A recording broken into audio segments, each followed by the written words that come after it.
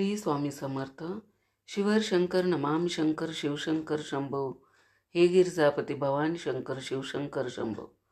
महाशिवरात्रीचा दिवस हा शिवभक्तांसाठी अत्यंत महत्त्वाचा मानला जातो. या दिवशी सर्व शिवभक्त महादेवाची मनोभावे पूजा करून त्यांच्या नावाने व्रत करतात. महाशिवरात्रीचा दिवस हा धार्मिकदृष्ट्या अतिशय महत्त्वाचा मानला जातो.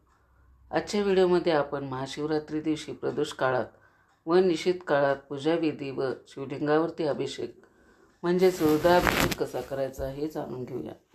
त्यामुळे व्हिडिओ स्किप न करता शेवटपर्यंत नक्की पहा. महाशिवरात्रीच्या दिवशी सूर्योदयाच्या पूर्वी उठून आंघोळ करून आपल्या घरातील देवी देवतांची पूजा करणे, घरामध्ये शिवलिंग असेल तर शिवलिंगाची पूजा करणे. पूजा करून झाल्यानंतर जवळ शिवमंदिर असेल तिथे तुम्ही शिवमंदिरामध्ये जावे आणि महादेवाच्या चरणी प्रार्थना करावी की हे शंभू महादेवा, आजपासून आजीवन शिवरात्रीच्या उपवासाचा संकल्प घेत आहे आणि तुमची इच्छा असेल, मनोकामना असेल, महादेवांच्या समोर शिवपिंडी समोर उभे राहून तुम्हाला तिथे सांगायचे आहे. महादेवाला जाताना तुम्ही दूध किंवा बेलपत्र, बेलाची फळं, पांढऱ्या रंगाची फुले हे तुम्ही घेऊन जाऊ शकता. महादेवाच्या पिंडीवरती ते तुम्ही अर्पण करा.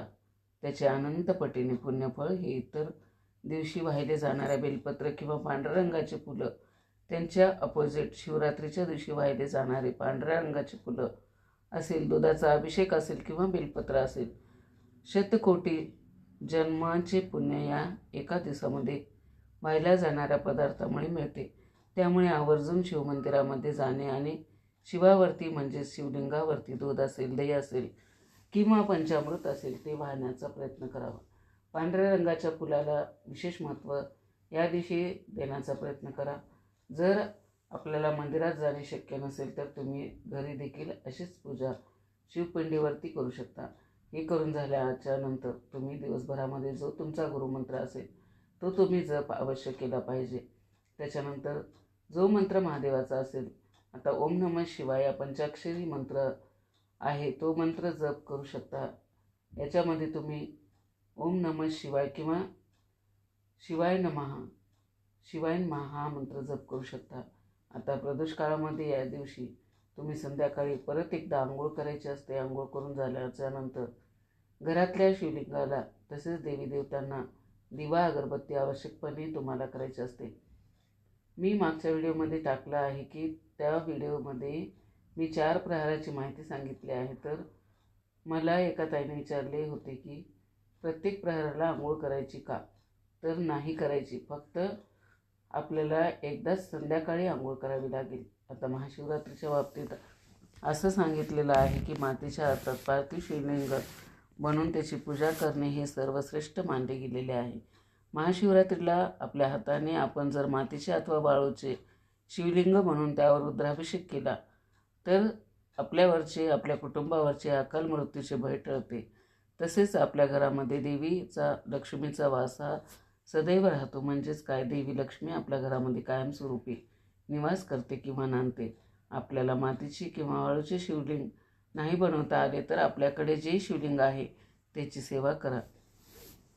बऱ्याच जणांना असा प्रश्न असतो की महाशिवरात्रीची पूजा आणि महाशिवरात्रीच्या दिवशी घराच्या घरी जो आपण रुद्राभिषेक करतो तर या दोन्ही पूजा वेगळ्या आहेत का?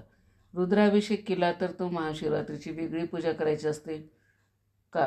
तर असं अजिबात नाही आहे. महाशिवरात्रीच्या दिवशी जर आपण रुद्राभिषेक केला तर सोन्याहून पिवळं. बघा, तुमच्या काही पर्सनल अडचणीमुळे तुम्ही जर रुद्राभिषेक करत नसाल तर महाशिवरात्रीची वेगळी पूजा मांडणी करून आपण पूजा करू शकतो. आता रुद्राभिषेक न करता वेगळी पूजा मांडणी म्हणजे काय? तर आपल्या देवघरामध्ये जो शिवलिंग आहे त्यावर आपण अभिषेक करायचा आहे. तुम्ही फक्त पाण्याने अभिषेक करू शकता किंवा पाणी आणि दुधाने अभिषेक करू शकता, पंचामृताने करू शकता. आणि तो अभिषेक करताना आपण साधं सोपं 21 वेळा, 51 वेळा किंवा 108 वेळा ओम नमः शिवाय हा मंत्र म्हणून अभिषेक केला तरीसुद्धा चालतो. पण जर का तुम्हाला रुद्राभिषेक करायचा असेल तर रुद्राभिषेकमध्ये आपण बरेचसे मंत्र, स्तोत्र म्हणत असतो आणि ही सेवा खूप प्रभावी मानली जाते.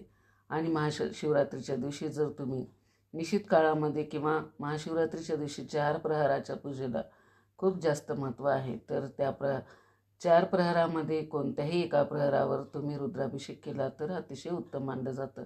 स्पेशली ज्यांच्या घरामध्ये लहान मुलं आहेत, ते आजारी आहेत, सारखं दवाखाना सुरू आहे, किंवा ज्यांना बाहेरची बाधा वगैरे आहे, तुमच्या घरामध्ये कोणी व्यसन करत असेल किंवा तुम्ही स्वतः आजारी आहात, खूप ट्रीटमेंट घेताय, दवाखाना बदलताय, पण अनुभव येत नाही, तर अशा काही गोष्टी असतील तर, अडचणी असतील तर, यासाठी तुम्ही महाशिवरात्रीच्या दिवशी रुद्राभिषेक करू शकता. एखादी काही अडचण असेल, तुमच्या इच्छेसाठी रुद्राभिषेक करायचा असेल तर त्या दिवशी रुद्राभिषेक करण्यापूर्वी संकल्प करा, तुमची इच्छा बोलून दाखवा. रुद्राभिषेक करून झाल्यानंतर जे तीर्थ असतं ते तीर्थ ज्या व्यक्तीसाठी तुम्ही रुद्राभिषेक केलेला आहे त्या व्यक्तीच्या अंगावर शिंपडा. तो ज्या रूममध्ये झोपतो त्या खोलीमध्ये शिंपडा. आपल्या संपूर्ण घरामध्ये ते तीर्थ शिंपडा आणि आवर्जून त्या व्यक्तीला हे रुद्राभिषेक केलेलं तीर्थ प्यायला द्या. थोडंसं तीर्थ प्यायला द्या आणि त्यानंतर एखाद्या बॉटलमध्ये भरून ठेवा आणि रोज जोपर्यंत ते संपत नाही तोपर्यंत रोज थोडं थोडं तीर्थ त्या व्यक्तीला तुम्ही प्यायला दिलं, श्रद्धेने तरीसुद्धा चालेल. पण रुद्राभिषेकचा रिझल्ट जे आहेत ना ते खूप चमत्कारी आहे. तुमच्याकडे वेळ असेल तर आवर्जून महाशिवरात्रीच्या दिवशी रुद्राभिषेक करा. फक्त श्रद्धेने करा. आता रुद्राभिषेक म्हणजे खूप काही अवघड सेवा नाही आहे का, असं अजिबात नाही. अगदी सोप्या पद्धतीने तुम्हाला ही सेवा करायची आहे. ते मी आपल्या देवघरातील जे शिवलिंग आहे ते आपल्याला घ्यायचं आहे. मातीचं शिवलिंग असेल तर ते देखील चालेल. एक तामण घ्या, तामणामध्ये शिवलिंग ठेवायचं आहे. शिवलिंगाची जिथून पाणी जातं, निमुळता भाग असतो, तो उत्तरेकडे होईल याप्रमाणे तामणामध्ये शिवलिंग ठेवायचं आहे. तुमच्याकडे अभिषेक पात्र असेल तर ते ठेवायचं आहे. बाजूला स्वच्छ पाणी ठेवायचं आहे, जे आपण पिऊ शकू असं पाणी घ्यायचं, कारण ते तीर्थ आपल्याला नंतर प्यायचं आहे. आणि रुद्राभिषेक करताना किंवा दूध किंवा पंचामृत द्यायचं नाही. शक्यतो रुद्राभिषेक जो आहे तो फक्त स्वच्छ पाण्याने करायचा असतो. पाणी उष्ट केलेलं नसावं. गळती असेल, गळतीमध्ये थोडं थोडं पाणी टाकायचं. आता जी तुम्हाला मी स्तोत्र मंत्र सांगणार आहे ते तुम्ही स्तोत्र मंत्र फक्त म्हणायचे आहेत. आणि या गळतीमधलं पाणी जसं जसं कमी होईल त्यामध्ये आपण पाणी ओतत जायचं, म्हणजे आपल्याला व्यवस्थित वाचन करता येतं. आता तुमच्याकडे जे अभिषेक पात्र नसेल तर एखाद्या तांब्यामध्ये मोठ्या भांड्यामध्ये पाणी घ्यायचं आणि जी पळी असते अभिषेकाची त्या पळीने त्या शिवलिंगावरती आपल्याला अभिषेक करायचा आहे. आता जे सांगणार आहे ते मंत्रस्तोत्र म्हणून, पण जेव्हा आपण हाताने अभिषेक करतो त्यावेळेला अभिषेकही करायचा, मंत्रस्तोत्रही वाचायचे. हे थोडंसं अवघड जातं. त्यामुळे पूजा साहित्याच्या दुकानामध्ये तुम्हाला अभिषेक पात्र कमी पैशामध्ये मिळून जातं. ते तुम्ही घेतलं तर अतिशय उत्तम. किंवा तुमच्या घरामध्ये इतर कोणी मंडळी असतील तर त्यांना अभिषेक करायला लावायचा आणि तुम्ही त्यांच्या बाजूला बसून मंत्रस्तोत्र म्हणायचे. असं केलं तर सुद्धा चालू शकतं. आता रुद्राभिषेक करताना पाण्याचा अभिषेक करत करत सर्वप्रथम आपल्याला सुरुवातीला स्वामीस्तवन म्हणून झाल्यानंतर गणपती अथर्वशीर्ष एक वेळा म्हणायचं आहे आणि त्यानंतर आता आपल्या खऱ्या अर्थाने रुद्राभिषेक सेवेला सुरुवात होते. सर्वप्रथम गणपती अथर्वशीर्ष झाल्यानंतर शिवमहिम्न स्तोत्र एक वेळा म्हणायचं आहे. त्यानंतर रामरक्षा 1 ते 9 वेळापर्यंत आपल्याला म्हणायची आहे. पूर्ण रामरक्षा म्हणायची गरज नाही, फक्त 9व्या ओवीपर्यंत आपल्याला रामरक्षा म्हणायची आहे. त्यानंतर रुद्राध्याय वाचायचा आहे नमक चमक सहित एक वेळा. आता तुम्ही हा मराठीमध्ये सुद्धा वाचू शकता किंवा संस्कृतमध्ये सुद्धा वाचू शकता. त्यानंतर शिवकवच एक वेळा म्हणायचं आहे. शिवगायत्री मंत्र 11 वेळा म्हणायचा आहे. महामृत्युंजय मंत्र 11 वेळा म्हणायचा आहे. महामृत्युंजय मंत्र पंचप्रणव युक्त 11 वेळा म्हणायचं आहे. त्यानंतर अमृत संजीवनी 11 वेळा म्हणायचं आहे. संजीवनी मंत्र 11 वेळा म्हणायचं आहे. कालभैरव अष्टक 1 वेळा म्हणायचं आहे. आता इथे आपली ही सेवा पूर्ण होते. यानंतर काय करायचं, जे शिवलिंग आहे ते पाण्यातून काढून घ्यायचं, स्वच्छ पुसायचं. देवघरामध्ये जिथे तुम्ही शिवलिंग ठेवता तिथे शिवलिंग ठेवायचं. तुमच्याकडे जर 108 बिलपत्र असतील तर एक बिलपत्र अर्पण करत असताना शिवाष्टोत्तर नामावली म्हणायची आहे. आता समजा तुमच्याकडे 108 बिलपत्र नाही आहेत, तुमच्याकडे एकच बिलपत्र आहे किंवा 5च बिलपत्र आहेत, 11 बिलपत्र आहेत, तर तुम्ही आपल्या उजव्या हातामध्ये घ्यायच्या किंवा एखाद्या प्लेटमध्ये ती बिलपत्र ठेवायची आणि आपला उजवा हात झाकायचा. शिवाष्टोत्तर नामावली म्हणायची आणि त्यानंतर ते बिलपत्र आपल्याला शिवलिंगावरती अर्पण करायचे आहे. शिवलिंग स्वच्छ पुसून जेव्हा आपण देवघरात ठेवतो त्यावेळेला शिवलिंगाला भस्म अर्पण करायचं, हळदी कुंकवाने न रंगवलेली वस्त्रमाळ अर्पण करायची, अक्षदा अर्पण करायच्या. तुमच्याकडे पांढरी फुलं असतील तर ते तुम्ही सुद्धा अर्पण करू शकता. बेलफळं असेल तर ते तुम्ही अर्पण करू शकता. धोत्र्याची फळं तुम्ही अर्पण करू शकता. मग आपल्याला शिवाष्टोत्तर नामावली म्हणत जी बेलपत्र आहे ती अर्पण करायची आहे. त्यानंतर या प्रकारे साधा सोपा आपला रुद्राभिषेक घरच्या घरी झालेला आहे. अभिषेक झाल्यानंतर सुरुवातीला सांगितल्याप्रमाणे ते तीर्थ काढून घ्यायचं आणि स्पेशली ज्या व्यक्तीसाठी तुम्ही ही सेवा केलेली आहे त्या व्यक्तीला प्यायला द्यायचं आहे. आणि समजा 5-6 दिवसामध्ये तुमचं जे तीर्थ संपलं त्यानंतर येणारा जो सोमवार असेल, तुम्हाला जर हवा असेल तर त्या सोमवारीसुद्धा तुम्ही रुद्राभिषेक करू शकता आणि तसं तीर्थ बनवून ठेवू शकता.